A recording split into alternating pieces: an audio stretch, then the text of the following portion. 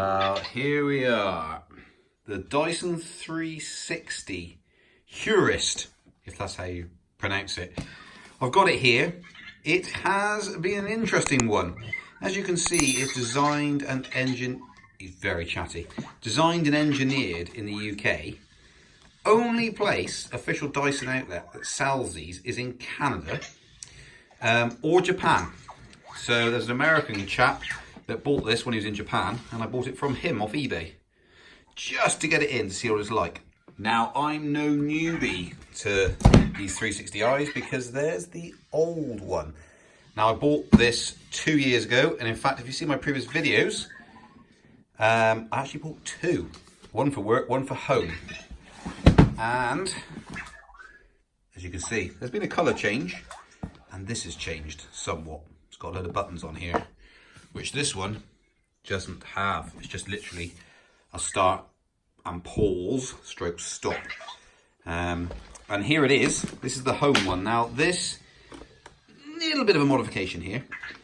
It knocked something over, massive heavy electric unicycle, and it chipped it. And then it slowly over time wore out. So I put some sticky tape on it to hold it all together. But aside from that, that is my own fault. The one at work is pristine. This is how this one's sort of serviced over the time. You can see it's got scratches and all sorts in there, but it's fared very well. 2 years of basically daily use apart from Saturday and Sunday. So it's on a schedule. You can time these. It's on a schedule every single day of the week, Monday to Friday. Starts at 8:25. You can see the scratches along there. That's what you get. The tracks and everything has worn exceptionally well. It has been brilliant. A house with 2 dogs.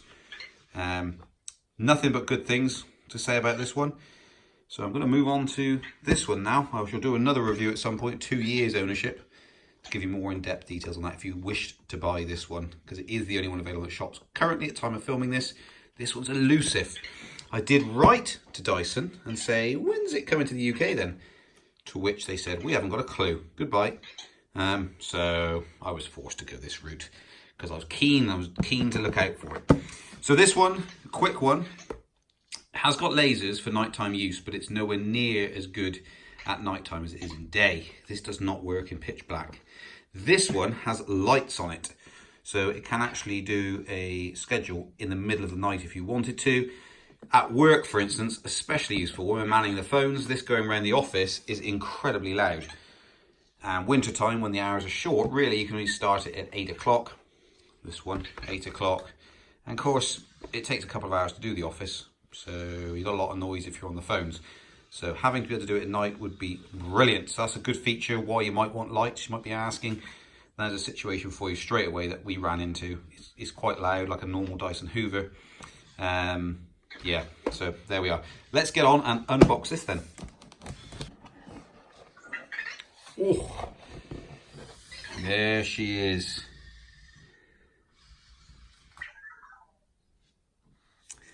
Alright, okay, well this looks a bit smoother, less bobbly than the previous one. This looks exactly the same except from the print on here. So we've got the same design as this. They have not changed that design at all. So we've got another one of those. Now, of course, not suitable for UK, but I'm assuming it's going to be the same charger. So the output, presumably, is 17.8 volts DC, 3 amps. So we'll have a look at that. See if it's the same, shall we? And here's my Japanese manual to operate it. Forget that for now. You've got the base station, the charger, and the unit. So here's the UK plug from the previous one from 2 years ago. It's exactly the same output, 17.8, 3 amps. It's identical. So we use this one. And if it was like before, you can plug it in this side, or you can plug it in that side, which is pretty useful. For your own specifications, there's the old one versus the new one. Say the bin looks exactly the same to me. What you've got here is you've got a different section here and here. Here and here.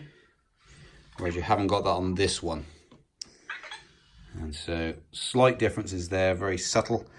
But this, as you can see, this will get trashed very quickly because it buffs into stuff. See all the marks on here, but the bin looks the same. And so let's put them down side by side. Basically exactly the same. You can see this here is more of a dome, whereas this one actually comes out to where this blue ring is. A little hint actually of the colour to come, wouldn't it? This blue ring, it actually flattens that dome out much more. Now that can be a problem. It does get stuck on stuff. This can cause a bit of an issue. This is actually slightly lower and spread out further. Now the biggest change as far as I can see is this here. So it's going to give you a charge status on top so you know straight away what the charge is without having to use the app. So we've got DDM V2 78,000 RPM, DDM V2 78,000 RPM, so exactly the same. So they've changed that section of it by the looks. Here is the underside. So it looks exactly the same. They're using the same brush by the looks of it, which see previous videos about that. 2 wheels and the guide wheel at the back, it's all exactly the same. Nothing different here at all. It's identical. So I'm going to use the old charger block and I'm going to push this on it and see if we can get some life into it. Oh, there we go. Rightio, it's charging up. We've got a little Wi-Fi button here, so I need to get into the app and have a little look how easy it is to set up. Now the difference is this will connect to a 2.4 and a 5G Wi-Fi connection, 5 gigahertz. So that's interesting. The old one didn't. So it should connect to both in this instance, which is good from that point of view. So that's nice. It's giving you a battery status. At least you know exactly where that battery is, especially when it's going around. I assume it'll still be illuminated when it's going around the living room. This, though, is going to get absolutely trashed. It's sort of that matte finish, quite a tactile finish. And you know straight away this is going to get trashed. But you'll see in the 6-month update, actually, how I get on with this. But I'd expect it to work pretty flipping well, to be honest. Well, I've just done the initiation for this by connecting to my Wi-Fi network. And it did it immaculately. It really, really easy. There is no story to tell here apart from the facts you'll see from the screenshots. It just worked. It just sets up, connects, no issue at all. I'm massively impressed. So the issue we had with the first one, first generation, it was a nightmare to connect to start with, a real nightmare. And it took probably 40 minutes-ish to actually get the stupid thing to connect. This, pain-free, just click, click, click, done. All I need to know is my Wi-Fi password, and it did the rest for me. Brilliant. Detected it, brought the phone near to it, worked spot on. So that's a massive thumbs up for an improvement from Generation 1. Connection to your network, to your home network, is going to be a piece of cake. So there's nothing really else to report on this. I'm going to press play in a second. It's done a bit of a charge.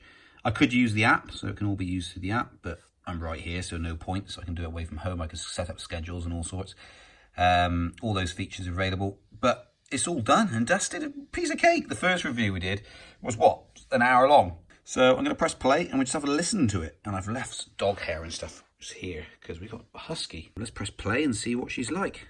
Oh, little circle of light around there as well. Oh, there it goes. So just like the other one. No difference there at all. Oh, wow. Okay, it's coming out quite far. Oh, it sounds subtly different, actually. It does sound a bit different. There you can see that already it's grabbed that dog hair.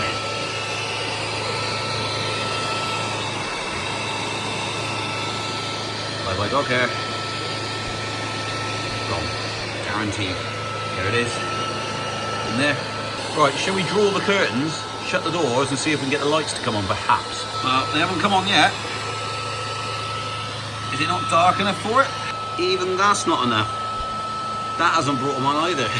Oh, there we go. Woo! There we are. So it's got a light. Oh, and it's gone off.